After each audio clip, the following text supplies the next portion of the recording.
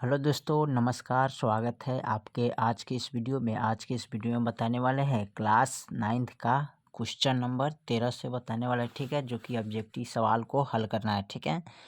तो देखिए यहाँ पर दिया है 13 में पाई/3 क्या है, परिमेय संख्या है कि अपरिमेय संख्या है कि पूर्णांक संख्या है कि इनमें से कोई नहीं, ठीक है। तो पाई क्या है, एक अपरिमेय संख्या है, ठीक है। इसको लिखेंगे क्या, पाई एक अपरिमेय संख्या है, ठीक है। तो चलिए इसको हम लिख लेते हैं।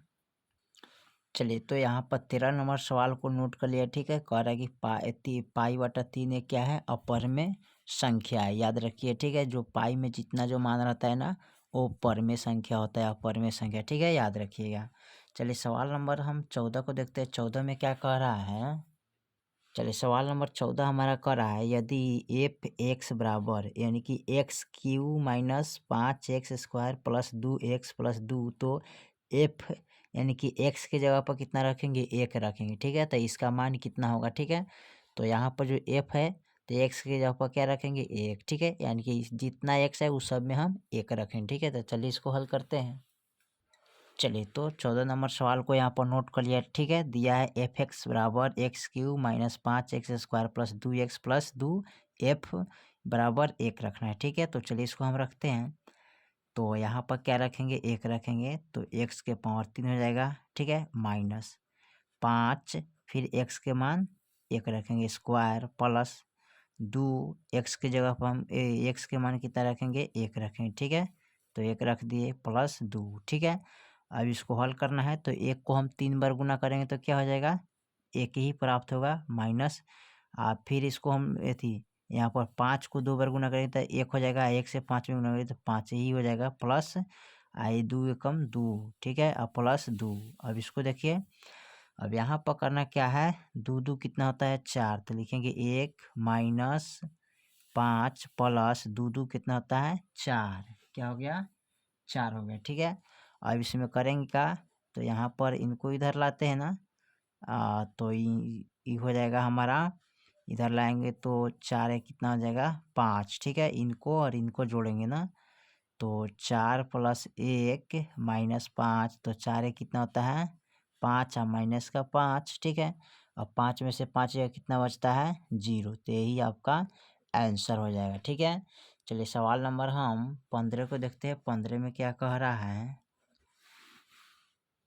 चलिए सवाल नंबर 15 को देख रहे हैं। 15 में दिया है 0.7, ठीक है। इस पर क्या है, ब्रह्मांडता है, क्या है, ब्रह्मांडता है। 0.7 पर क्या है, ब्रह्मांडता है।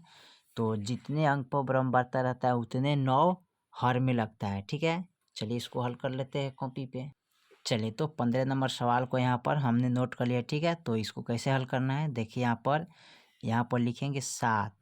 अब ब्रह्मांडता जितने अंक पर है ना, उतने हम अंक यानी कि हर में 9 लिखेंगे, ठीक है। एगो पर 7 ब्रह्मांडता है तो एगो 9 लिखेंगे। अगर 2 गो पर रहता तो 2 गो, 3 गो पर रहता 3 गो, 4 गो पर रहता था 4 गो 9 लिखते, ठीक है। तो एगो पर था तो इसलिए हम एगो 9 लिखे, यही आपका आंसर हो जाएगा, ठीक है। चलिए सवाल नंबर हम 16 को देखते हैं। 16 में क्या कह रहा है, चलिए सवाल नंबर 16 कह रहा है 8 के पावर 0 गुने 8 के पावर 2, ठीक है। तो कितना मान आएगा, तो चलिए इसको हल कर लेते हैं हम। चलिए तो यहाँ पर हमने लिख लिया है 8 के पावर 0 गुने 2 के पावर 0, ठीक है। तो जिसका 0 पावर आता है उसका मान क्या आता है, 1 आता है, यानी कि पावर कितना आता है, 1, ठीक है। तो यहाँ पर लिखेंगे 1 गुने और इसका पावर 1, ठीक है। अब इसको गुना करेंगे तो 1 का गुना क्या होता है, 1, तो यही आपका आंसर हो जाएगा, ठीक है। चलिए सवाल नंबर हम 17 को देखते हैं। 17 में क्या कह रहा है, सवाल नंबर 17 कह रहा है यदि ए और बी अभाज्य संख्या है, ठीक है। तो ए और बी का लसा होगा कौन, ठीक है। तो ए गुने बी कर देना है, ठीक है। तो चलिए इसको हम कर लेते हैं। चलिए तो सवाल नंबर 17 को यहाँ पर नोट कर लिया, कह रहा है ए और बी क्या है, अभाज्य संख्या है, तो ए बराबर क्या हो जाएगा, ठीक है। इसको देखना है, ठीक है। तो चलिए ए का मान कैसे निकालते हैं, तो यहाँ पर क्या करते हैं, ए गुने बी करेंगे ना, तो ए गुने जब बी करेगा तो क्या होगा, ए बी, यही आपका आंसर हो जाएगा, ठीक है। चलिए सवाल नंबर 18 को देखते हैं। 18 में क्या कह रहा है, सवाल नंबर 18 कह रहा है निम्नलिखित में कौन अभाज्य संख्या है, ठीक है। अभाज्य संख्या का मतलब हो गया कि कौन किसमें 1 से और जितना है उतने से भाग लगेगा। ठीक है, तो 15 नहीं है, 15 में भी 1 से लगेगा, 2 से यानी 3 से भी लगेगा।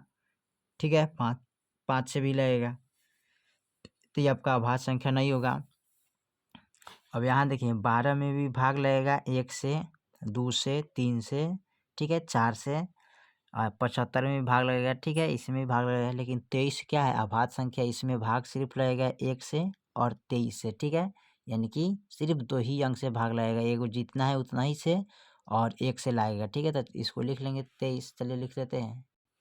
चलिए, तो यहाँ पर 18 नंबर सवाल को लिख लिया। 23 क्या है, अभाज्य संख्या है। कैसे है, तो देखिए 23 जो भाग लगेगा ना, तो सिर्फ 1 से लगेगा। ठीक है, दूसरा हमारा क्या है, 23 से लगेगा, बस। इसके अलावा दूसरा कोई अंक से भाग ये कटने वाला नहीं है। ठीक है, एक लगेगा 1 से और एक लगेगा कितना से, 23 से, बस इतना ही से ये भाग लगने वाला। ठीक है, चलिए सवाल नंबर हम 19 को देखते हैं। 19 में क्या कह रहा है,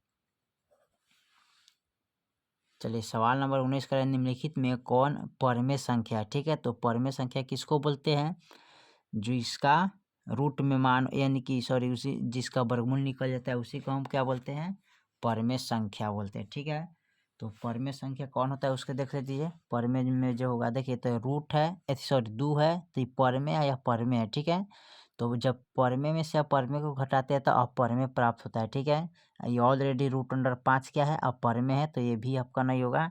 यहाँ देखिए रूट अंडर 6 का भी वर्गमूल नहीं निकलेगा, ये भी आपका अपरमेय है, तो परमेय कौन हो जाएगा, यहाँ पर हो जाएगा। ठीक है, कैसे, तो रूट अंडर 3 से रूट अंडर 3 कट गया, तो ये आपका हो गया परमेय संख्या। ठीक है, तो चलिए इसको हम नोट कर लेते हैं, यानी कि 19 का सी नंबर होगा। ठीक है, इसका वर्गमूल नहीं निकलेगा, रूट अंडर 6 का वर्गमूल नहीं निकलेगा, तो क्या हो जाएगा, अपरमेय हो जाएगा। ठीक है, और रूट अंडर 5 ऑलरेडी ये अपरमेय संख्या है, और एक परमेय है एक अपरमेय है, तो परमेय से अपरमेय घटाइएगा तो अपरमेय प्राप्त होता है। ठीक है, तो ये आपका नहीं होगा, तो यहाँ पर सी नंबर होगा, तो सी नंबर को चलिए हल कर लेते हैं।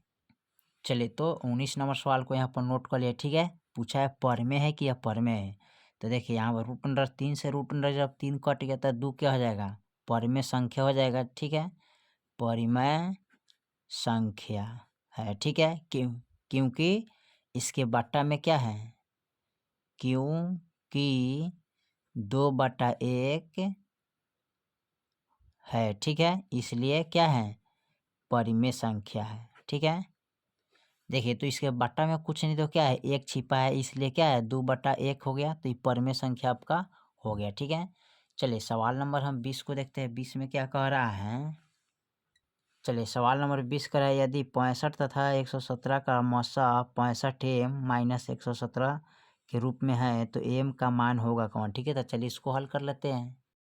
चलिए, तो सवाल नंबर 20 को यहाँ पर नोट कर लिए। ठीक है, तो पूछा है एम बराबर हो 8, यानी कि एम के मान इसमें क्या करना, निकालना है।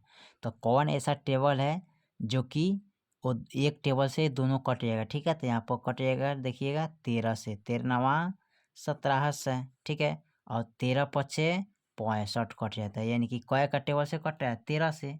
ठीक है, तो यहाँ पर एम बराबर क्या हो जाएगा, 13। ठीक है, यही तो आपका आंसर हो जाएगा एम के मान। ठीक है, ठीक है, तो एम यानी कि ई आपका आंसर हो जाएगा। ठीक है, तो एम बराबर 13 हो जाएगा। ठीक है, चलिए सवाल नंबर हम 21 को देखते हैं। 21 में क्या कह रहा है, चलिए सवाल नंबर 21 कह रहा है 2, 10 और 20 के लसा और मसा का अनुपात क्या होगा। ठीक है, तो चलिए इसका अनुपात निकाल लेते हैं।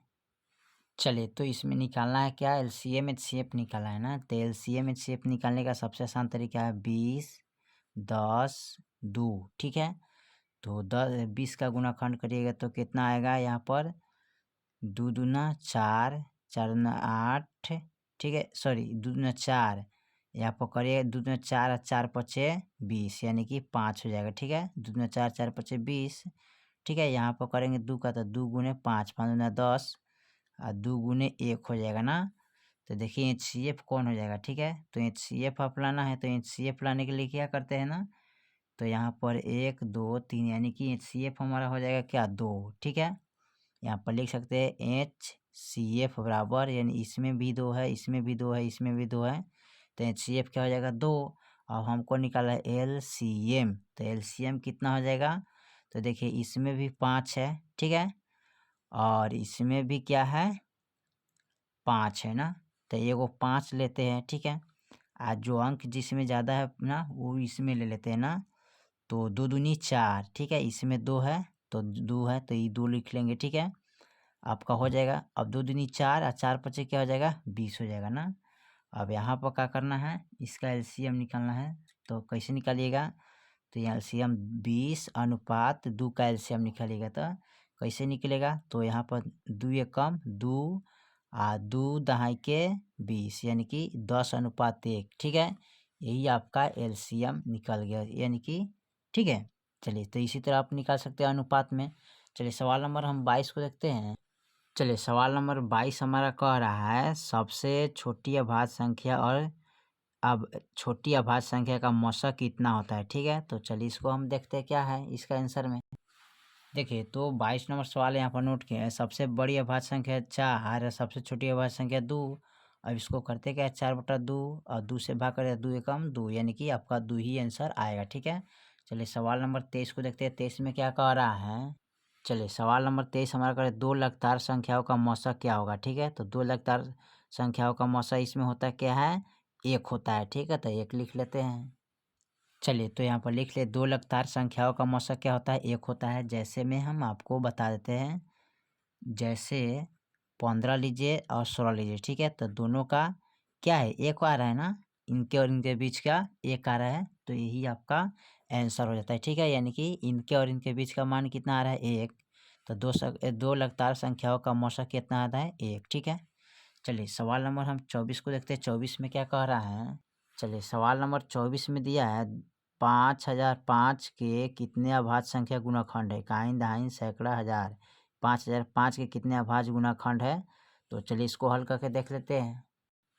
चलिए तो यहाँ पर सवाल नंबर 24 को नोट कर लिया, कह रहा है कि 5005 के कितने अभाज्य गुणनखंड है, ठीक है। तो कैसे इसको करेंगे, तो सबसे पहले इसमें क्या करेंगे, लिखेंगे 5005 बराबर, तो इसमें अभाज्य गुणनखंड कितना आएगा, एक आएगा 7 गुने, एक आएगा 11 गुने, एक आएगा 13 गुने, ठीक है। ये सब क्या है अभाज्य गुणनखंड है। तो कै गो हुआ जी, यहाँ पर अभाज्य गुणनखंड यानी कि इसमें 4 दिया है ना। तो अभाज्य गुणनखंड यानी कि 11 सतह 77 आ 77 तियई तेरहिया, तो 11 सतह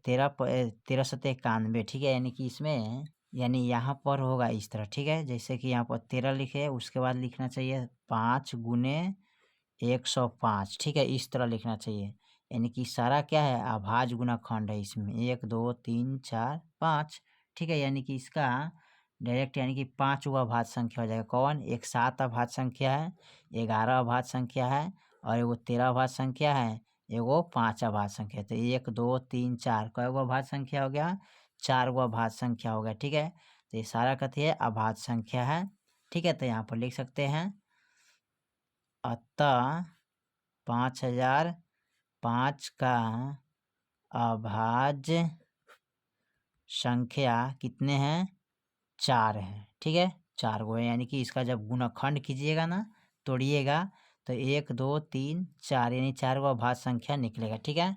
चलिए सवाल नंबर हम 25 को देखते हैं। 25 में क्या कह रहा है, चलिए सवाल नंबर 25 कह रहा है कितने 2 अंकों की संख्या 3 से विभाजित है, ठीक है। तो चलिए इसको नोट कर लेते हैं।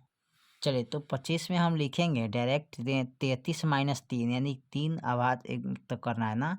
तो इसमें 33 में से जब 3 घटाइएगा तो कितना बचेगा 3 बचेगा ना। तो जब 3 बचेगा ना तो यहाँ पर लिख सकते हैं 3 से विभाज्य संख्या कै गो होगा, तो यहाँ लिखिएगा अतः 3 से विभाज्य संख्या कितना होगा 30 है, ठीक है। तो इसी तरह आप लिख सकते हैं, ठीक है। तो चलिए यहाँ पर मैंने 25 तक सवाल को पूरा कंप्लीट हल कर दिया, ठीक है। फिर मिलते हैं अगले वीडियो में, तब तक के लिए जय हिंद जय भारत।